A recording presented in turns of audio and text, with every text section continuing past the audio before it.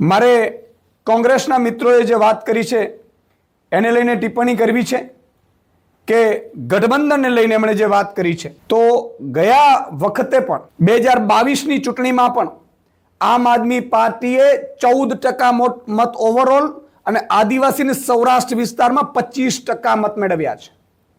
એટલે એ વાત બધાએ ભૂલી જવી જોઈએ કે ગુજરાતમાં ત્રીજો પાર્ટી એક જ પાર્ટી હવે છે ગુજરાતમાં જે મજબૂતાઈથી લડી શકે છે ભાજપની સામે, ભાજપની અજગર જેવી બરડાને તાનાશાહીથી ગુજરાતની જનતાને છોડાવી શકે છે, તો એ આમ આદમી પાર્ટી છે.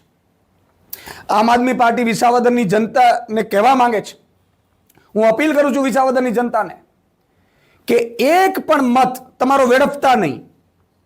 આ કોનો નિર્ણય છે મને ખબર નથી. અમે સાંભળ્યું છે રાહુલ ગાંધીજીએ કહ્યું હતું કે ભાઈ ઘણા નેતાઓ કોંગ્રેસના એવા છે કે જે ભાજપની બી વિકલ્પ તરીકે કામ કરે છે. એમનો છે કે કોનો નિર્ણય છે ખબર નથી, પરંતુ એક વાત બહુ ક્લિયર છે, ગુજરાતની જનતા એ મન બનાવીને બેઠી છે, વિસાવદરની જનતા મન બનાવીને બેઠી છે કે કોઈ પણ રીતે ભાજપને હરાવો, ભાજપની તાનાશાહીને ખતમ કરો. 30 વર્ષથી ભાજપની જે તાનાશાહી છે, અજગર જેવો ભરડો છે, અને એ ભરડામાં અત્યાર સુધી કોંગ્રેસ લડતી જ હતી ને, ક્યાં નહોતી લડતી? અને કોંગ્રેસે પેટા ચૂંટણીઓમાં પણ 5માં આમ આદમી પાર્ટીએ એમને ટેકો આપ્યો હતો, તોય કોંગ્રેસ તો જીતી નથી શકી. કોંગ્રેસ જીતી શકત તો અમે ઈચ્છીએ છીએ કે ભાઈ કોઈ પણ ગુજરાતની જનતાને હરાવો તમે, પણ નહીં હરાવી શક્યા. તમે પેટા ચૂંટણીઓ, તમે વાવની ચૂંટણી પણ હારી ગયા છો, એ ના ભૂલવું જોઈએ. ત્યારે વિસાવદરની જનતાએ પસંદ કરેલો ઉમેદવાર જે ભાજપની તાનાશાહી સામે ન ડરે કે ન ઝૂકે એવો વ્યક્તિ જ્યારે મજબૂતાઈથી અત્યારે પ્રચાર કરી રહ્યો છે, ત્યારે મારે ત્યાંના સૌ વિસાવદરના એક એક કાર્યકર્તાને, તે તમામ પાર્ટીના કાર્યકર્તાઓ, તમામ ખેડૂતોને વિનંતી છે કે એક એક મત તમે ભાજપને હરાવવા માટે આપજો. ભાજપની તાનાશાહીની જે ખેડૂતોનું અપમાન ભાજપે કર્યું છે વારંવાર તમારા ઉમેદવારોને ખરીદીને, એની સામે ભાજપને હરાવવા માટે આપજો. અને એ એક જ પક્ષે આમ આદમી પાર્ટી એક પણ મત બીજે વેડફશો નહીં. આજે વિસાવદરની જનતાની પણ પરીક્ષા છે. મારી અપીલ છે ખેડૂતોને, વિસાવદરની જનતાને, કે આ લોકો ષડયંત્ર કરી રહ્યા છે ગોપાલ ઇટાલિયાને આમ આદમી પાર્ટીને હરાવવા માટે. એ લોકો એવી કોશિશ કરી રહ્યા છે કે કઈ રીતે ભાજપ ફરી તમારો અપમાનનો બદલો તમે લઈ ન શકો એવો પ્રયાસ કરે, પરંતુ ભાજપને અહીંયાથી ખદેડી મૂકવાનો છે. અને ગયા વખતે આમ આદમી પાર્ટીને 66,000ની આસપાસ મત મળ્યા હતા. ત્રીજી પાર્ટી છે, મને લાગે છે એને 12 થી 15,000 જ મત મળ્યા હતા. પણ એમાંય પણ મારી વિનંતી છે ત્યાંની વિસાવદરની જનતાને કે એક પણ મત વેડફતા નહીં.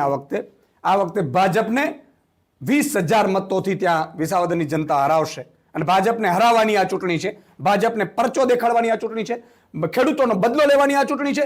અને ભાજપ વારંવાર વિસાવદરની જનતાનો ખેડૂતોનો અપમાન કરે છે, એનો બદલો લેવાની આ ચૂંટણી છે. અને આખા ગુજરાતના ખેડૂતોને મારી વિનંતી છે, ગુજરાતના ખેડૂતોને અપીલ છે, સૌરાષ્ટ્ર આખું, ઉત્તર ગુજરાત, દક્ષિણ ગુજરાત, કે તમામ ખેડૂતો પોતે વિસાવદર પહોંચે અને ભાજપને હરાવવા માટે તૈયાર થાય અને ગોપાલ ઇટાલિયાને જીતાડે. અને ગોપાલ ઇટાલિયા મજબૂતાઈથી ખેડૂતોનો અવાજ ન બને એ માટે ષડયંત્ર ભાજપે કર્યું છે, કટક ઉતારશે, આ બધા ખેલ કરશે ભાજપ.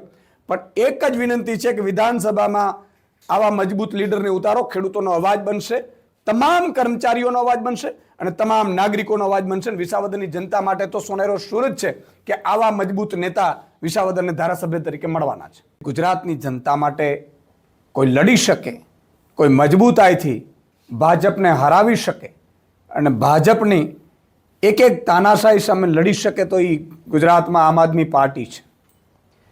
અને રહી વાત વિસાવદર સીટની, ગઠબંધન સીટની, અત્યારે ત્રણેય મજબૂતમાં મજબૂત કોઈ ઉમેદવાર હોય તો ગોપાલ ઇટાલિયા છે. જ્યારથી ગોપાલભાઈને ઉમેદવાર તરીકે જાહેર કર્યા છે ત્યારથી ભાજપના ખેમામાં સોંપો પડી ગયો છે. ભાજપ હંમેશા વિચાર કરતું હતું કે કયો ઉમેદવાર લડાવીએ અમે. અને અત્યારે આપ સૌ પત્રકાર બંધુઓને પણ ખબર છે કે વિસાવદરમાં એક તરફી માહોલ છે આમ આદમી પાર્ટી. અને વિસાવદરની જનતા ખમીરવંતી જનતા છે, ખેડૂતો સ્વમાની ખેડૂતો છે. ભાજપે વારંવાર ખેડૂતોનું અપમાન કર્યું છે, ત્યાંથી ધારાસભ્યોને ખરીદીને બેસાડીને, અને એ અપમાનનો બદલો લેવા માટે વિસાવદરની જનતા અને વિસાવદરના ખેડૂતો ત્યારે એક થયા છે. ત્યારે મારે કહેવાનું છે કે આમ આદમી પાર્ટી મજબૂતાઈથી લડશે વિસાવદરની ચૂંટણી અને વિસાવદરની જનતા ફરીથી ભાજપને હરાવશે અને આમ આદમી પાર્ટીને જીતાડશે. રહી વાત ગઠબંધનની, તો ગઠબંધનમાં જે પાર્ટીએ જે પોતે કોંગ્રેસે પોતે નિર્ણય લીધો છે એ પોતાનો નિર્ણય હોઈ શકે છે, પરંતુ વિસાવદરની જનતા અને ગુજરાતની જનતા એ બહુ ક્લિયર મગજથી ચાલનારી જનતા છે. ગયા વખતે પણ ત્રણેય પાર્ટીઓ લડી હતી ત્યાં વિસાવદરમાં. કોંગ્રેસને માત્ર 12-14 હજાર વોટ જ મળ્યા છે. બાકી વિસાવદરની જનતાએ આમ આદમી પાર્ટીને મત આપીને ભાજપને હરાવ્યું છે.